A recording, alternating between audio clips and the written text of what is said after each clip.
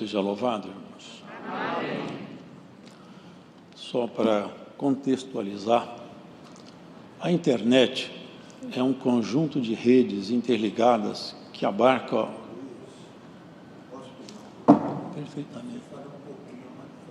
Tá bom. O irmão está pedindo para me falar mais forte. A internet, irmãos, é um conjunto interligado de redes que abarca todo o globo terrestre. Essas redes são interligadas de tal forma que nela são conectados computadores, televisões, celulares, equipamentos domésticos. Enfim, esse ambiente aí, esse espaço, que ele é interligado por fibra ótica, transmissões de rádio, aí acontecem, então, os chamados espaços virtuais. Temos aí essas redes sociais tão bem conhecidas. Temos de tudo. Formação acadêmica de 3º grau, curso superior, pós-graduação, artes, línguas, tem tudo aí. É um mundo virtual. Acontece que nesse mundo virtual, quem alimenta, quem informa nesse mundo, também é um leque enorme. Existem informantes de alta qualificação. Pessoas que falam, têm propriedade, têm história, têm conhecimento, têm background. Existem informantes nessa rede que são pessoas que nem sabem o que falam. Outros apenas, eles criam uma teoria de conspiração e tratam certas informações como se fossem verdades científicas e não são. Outros informam certas supostas verdades doutrinárias, que também não são verdades doutrinárias. Qual que é o problema? Eu preciso de saber qual é a fonte informante, da onde vem a informação. Surge na rede, isso em muitos lugares, a informação de que a vacina é a marca da besta. Agora os irmãos vejam, a vacina é um agente biológico atenuado, ou um RNA mensageiro, ou um DNA modificado com a sequência do vírus. Para que isso? Para provocar no organismo uma resposta imune. É isso. Agora, como que uma vacina pode alterar minha relação com Deus? Meditem os irmãos. Aonde está fundamentado, aonde se fundamenta essa afirmação de que vacina é a marca da besta? Não tem base científica, não tem base doutrinária. A besta, a marca dela, pressupõe uma adoração. Como uma vacina pode marcar meu espírito? A vacina... mas não deu tempo de testar a vacina. Foi 1 ano. Essa é outra história. As vacinas realmente saíram num tempo recorde, mas não tem nada a ver com marca de besta.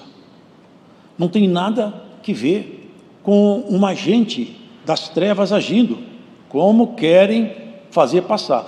São pessoas que criam confusão, desconstroem informação e não ajudam ninguém. O que é lamentável é que muitos irmãos passam a ecoar essas informações, repetem o que ouvem, e uma mentira começa a ter cara de verdade. Irmãos, a vacina não pode controlar minha mente. A vacina não pode ser marca da besta, porque para eu ser marcado com a marca da besta, eu tenho que adorar a besta. Agora, como que eu vou adorar a besta sendo vacinado? Nós somos vacinados desde criança. Existe vacina para rubéola, vacina para sarampo, não é? Tudo isso aí desde que nós somos criança. Dizem eles, os agentes da teoria da conspiração. Eles estão usando essa vacina para controlar o povo, vai matar a população. Todos os médicos do planeta tomaram a vacina. Os cientistas do laboratório, a equipe de cientistas do mundo inteiro estão tomando vacina. Só tem uns iluminados da internet que sabem tudo. Toda a equipe de cientistas do planeta Terra está equivocada e todos os cristãos estão enganados. Só tem um grupo de iluminados que dá e passa informação contrabandeada na rede. E o que é lamentável é que alguns dos nossos irmãos acreditam nisso. Vamos refutar aquilo que não tem base doutrinária e aquilo que não tem base científica, irmãos.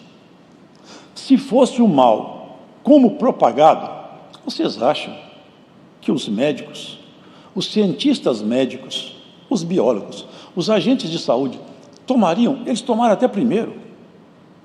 Porque, obviamente, essa questão, na época, não me lembro se era varíola, eu me lembro que eu já li. No passado surgiu uma teoria de conspiração também com uma dessas vacinas. Porque tem pessoas que têm prazer de criar um desconforto social, desinformar. Vocês podem ver, a mídia, quando você lê alguma coisa, procure saber qual é a fonte. Porque ali todo mundo põe o que pensa e o que quer. Mas a fonte vai me dar qual a credibilidade da informação. Então, o alerta é este, irmãos. Não se deixem levar por informações sem base científica e completamente desfocada da doutrina de Cristo. Certo, irmãos? Resumidamente é isso. Deus seja louvado. Amém.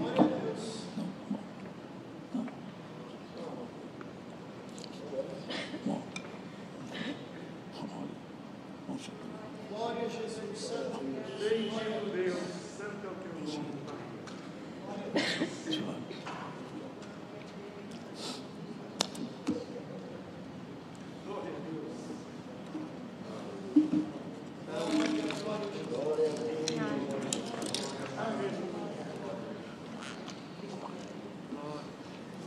Não, Cláudio.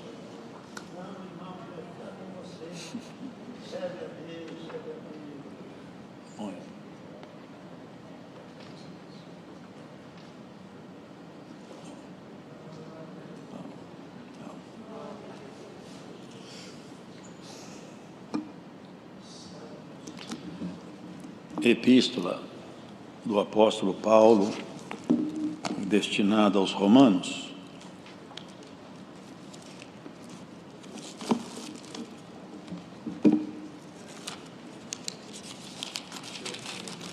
No capítulo de número 5 da Epístola do apóstolo Paulo aos Romanos, a justificação pela fé e paz com Deus.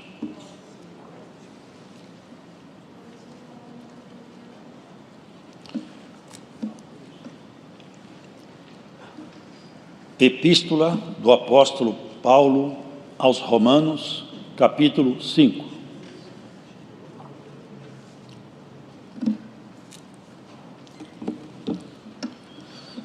Sendo, pois, justificados pela fé, temos paz com Deus por nosso Senhor Jesus Cristo, pelo qual também temos entrada pela fé esta graça, na qual estamos firmes e nos gloriamos na esperança da glória de Deus.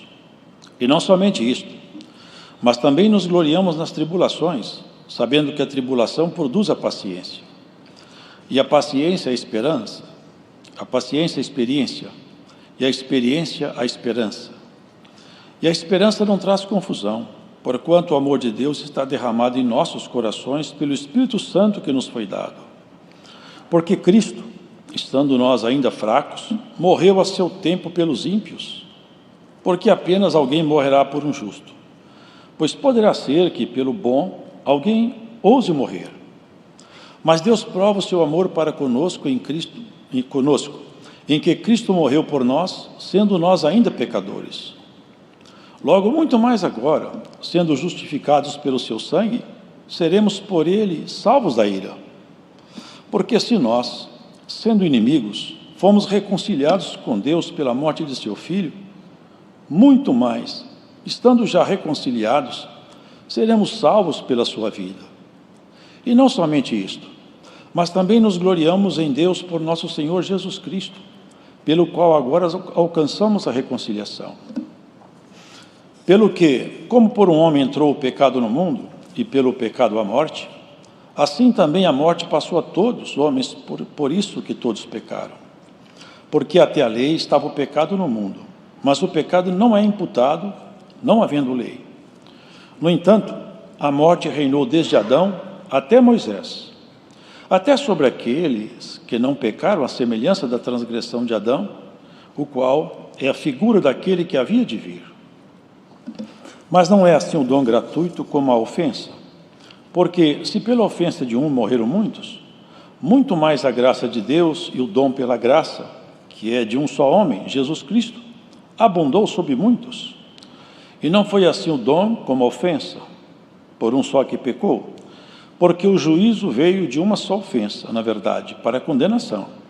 Mas o dom gratuito veio de muitas ofensas para a justificação. Porque, se pela ofensa de um só a morte reinou por este, muito mais os que receberam a abundância da graça e do dom da justiça reinarão em vida por um só, Jesus Cristo.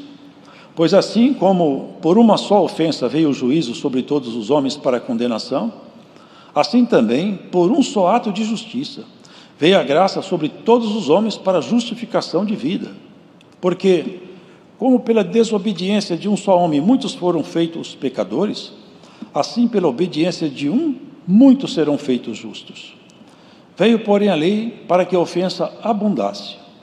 Mas onde o pecado abundou, superabundou a graça, para que, assim como o pecado reinou na morte, também a graça reinasse pela justiça para a vida eterna, por Jesus Cristo, nosso Senhor. Amém. Aqui, irmãos, existe uma verdade doutrinária profunda e muito bonita. A justificação pela fé. É isso que Paulo explana com bastante propriedade. Sendo, pois, justificados pela fé, temos paz com Deus por nosso Senhor Jesus Cristo. Porque se os irmãos pararem e colocarem atenção, ficaria uma pergunta no ar. Deus fez a terra, colocou aqui os homens, certo, ele colocou um agente estranho no Éden, mas só um. Estava prefigurado como a árvore da ciência do bem e do mal. E de onde vieram então os espíritos que hoje atormentam os homens, acerca do qual Paulo fala com precisão? Os espíritos dos ares, potestades, quer dizer, exércitos que andam na atmosfera terrestre e andam por todo o planeta, atormentando, fazendo com que as pessoas se sintam mal. O Senhor Jesus, algumas vezes, expeliu esses espíritos, os quais bradavam e confessavam a sua divindade. Como começou isso? Aqui tem a informação do começo e da solução. Porque quando Adão pecou, ele saiu da proteção divina. Ao sair da proteção divina, o ambiente aqui ficou carregado. Logo, seu filho Caim matou seu irmão Abel. Outra grande brecha se abriu. A terra foi manchada de sangue. E foram tantos pecados que Deus chegou a irritar-se de tal maneira que a ira dele se acendeu. E ele falou para Noé: eu não suporto mais ver tanta miséria debaixo do sol. Eu vou destruir toda a obra que eu construí. Construo uma arca e vou fazer com que a minha ira se descanse nos homens. Os irmãos já conhecem bem. Todos os homens morreram, menos Noé, mais 7 almas. Mas a semente do mal estava em Adão, passou para Caim, passou lá dentro da arca de Noé, tinha um filho de Noé, que a semente do mal estava nele. Os irmãos percebem que voltou a estaca zero, supostamente com Noé, mas novamente o problema ressurgiu. E a questão é essa: quando o homem pratica pecado, ele pode até não concordar, ele pode até não conhecer isso, mas ele aos poucos vai se fazendo prisioneiro da morte. Quando o homem peca, ele está negociando com a própria morte. O pecado é o salário dele, é a morte.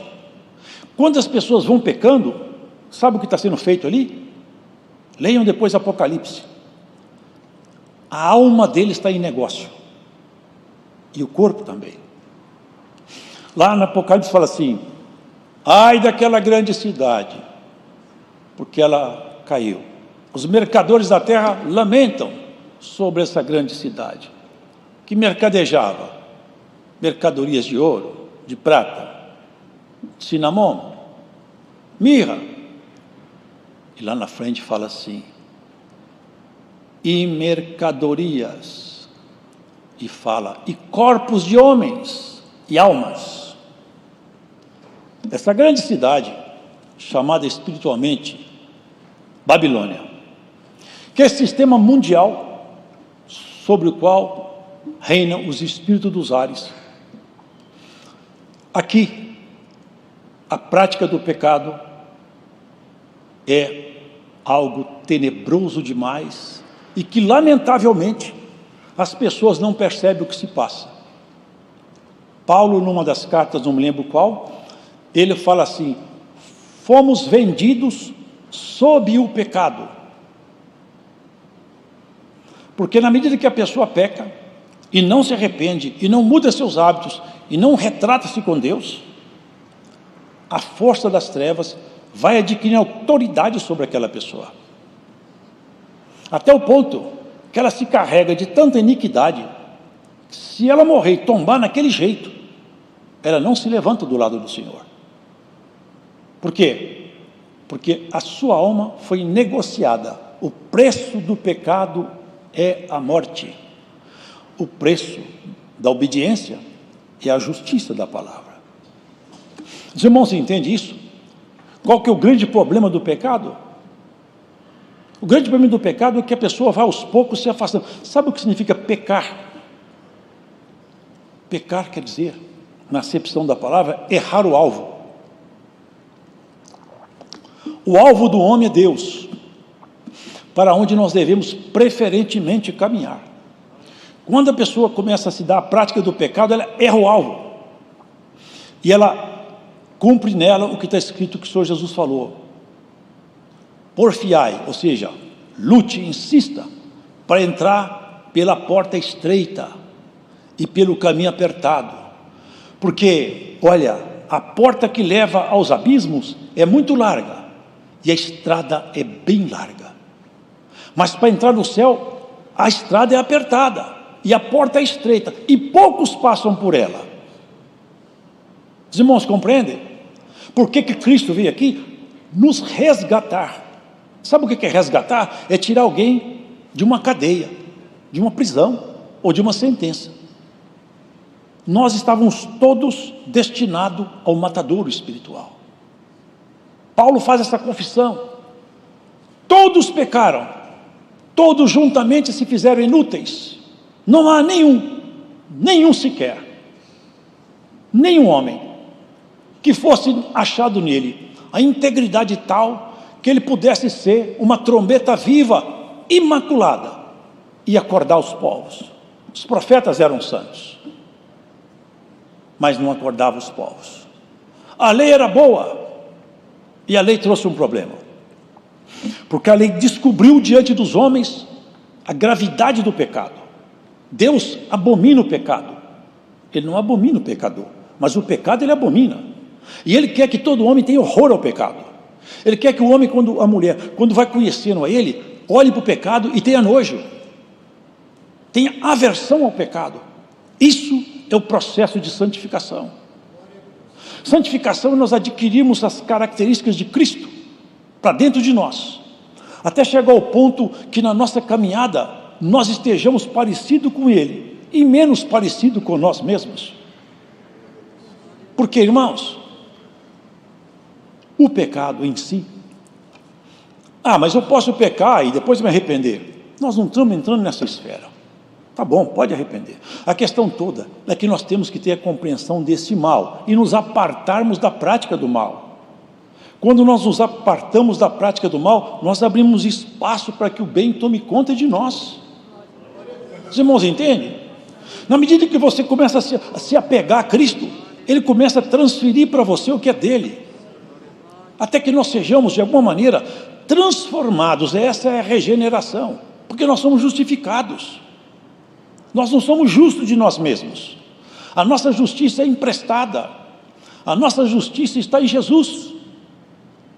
Todas as vezes que nós falhamos, a justiça dele responde por nós, como se nós, a luz dele brilhando, ofuscasse a nossa miséria pessoal. E se nós conseguirmos colocar em nós o que é dele, vai chegar um ponto que as nossas misérias vão nos deixando. As veredas do justo são, sabe como que está escrito? São como a luz da aurora, que vão brilhando mais e mais até se tornar dia perfeito. A irmã não quer, o irmão não quer ser um dia perfeito, arrancar de você todos os pontos que te fazem sentir menor, de alguma maneira acusado. Cristo te abre uma perspectiva de conhecer a graça na profundidade da justificação. É de você poder entrar dentro do santuário da oração e sentir, como foi falado aqui, a virtude do Espírito Santo ser ministrada em você. Você sentir a alegria de estar vivo. É quando você orar, você sai da oração, você está aliviado. Deus passou por mim com sua virtude. Eu sinto o Senhor em mim. É isso que é a graça. Eu vejo aí a teologia de alguns falando, graça é perdão imerecido. É uma tradução de dicionário. Graça é o poder de Deus operando dentro de nós. Graça é o Espírito de Deus vive em você, te agitando, te arrancando da mão do pecado, é te empurrando na direção do céu, é te fazendo orar pelo seu irmão, pela sua irmã, é levantar de madrugada, orar para o ministério, para a sua filha, para o seu filho, para o seu vizinho, é gritar socorro aonde tem poder, aonde tem resposta. Glórias a Jesus Cristo. Oxalá que essa palavra desperte alguém hoje aqui, e remotamente aonde você esteja. Nós somos chamados para ser santo. O homem muito sábio pode ser o homem mais iluminado do mundo. Irmãos, não basta. Nós temos que ser santo. Nós temos que ter a mão limpa, o coração puro. Foi para isso que Cristo morreu, para te transformar. Quantas vezes você não sabe? Quantas vezes o inimigo ficou envergonhado, o Senhor esfregou o seu testemunho na cara dele, passou tudo isso e continua gostando de mim, porque ele gosta de mim, ela gosta de mim. Somos até objeto de disputa. Sabia que Jó foi objeto de disputa? Ele nem sabia. A graça do Senhor Jesus, é o que Paulo fala. Eu sou menor de todos os apóstolos, eu não sou digno nem de ser chamado apóstolo. Era Paulo falando de si mesmo, um reconhecimento no espelho da sua consciência. Mas também ele era um homem franco e honesto. Contudo, eu quero falar uma coisa para vocês. Trabalhei mais do que todos esses apóstolos aí. Mas não fui eu não, foi a graça de Deus que está comigo. Porque ela não foi vã, ela deu fruto. Glórias ao Senhor Jesus Cristo. A graça de Cristo tem que dar fruto em nós, transformar nosso ser, mudar nossa essência, mudar nossa natureza, o jeito de falar. O crente transformado, até o jeito de ele falar, você fala, esse homem é crente. Você pode ver, o jeito de falar nosso denuncia quem nós somos. Pedro andou um bocado com Jesus Cristo, quando ele começou a falar lá, é só para a gente ter uma ideia, vamos supor que fosse hoje, né?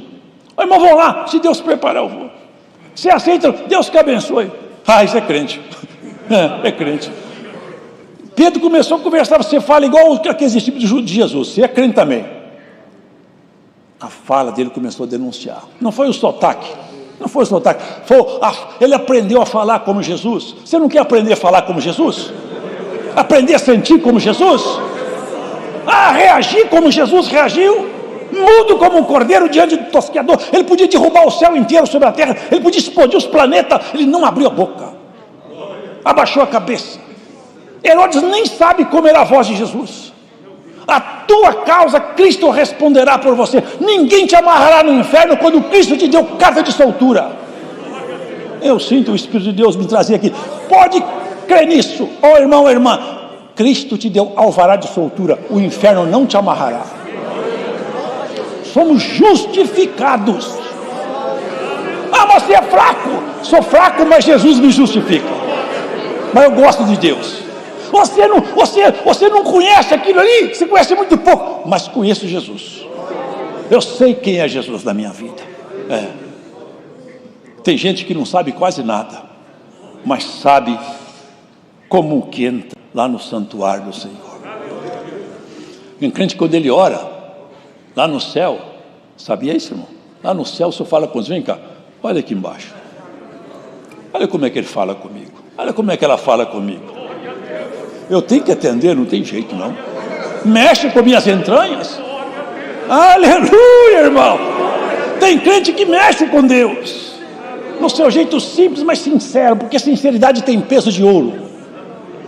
Cristo te justifica. Ele nos justifica todos os dias.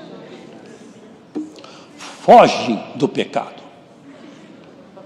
Perdoa falar assim tão abertamente, mas é tempo de nós conversar. Irmão, tem gente que fala pecado, você não adultero.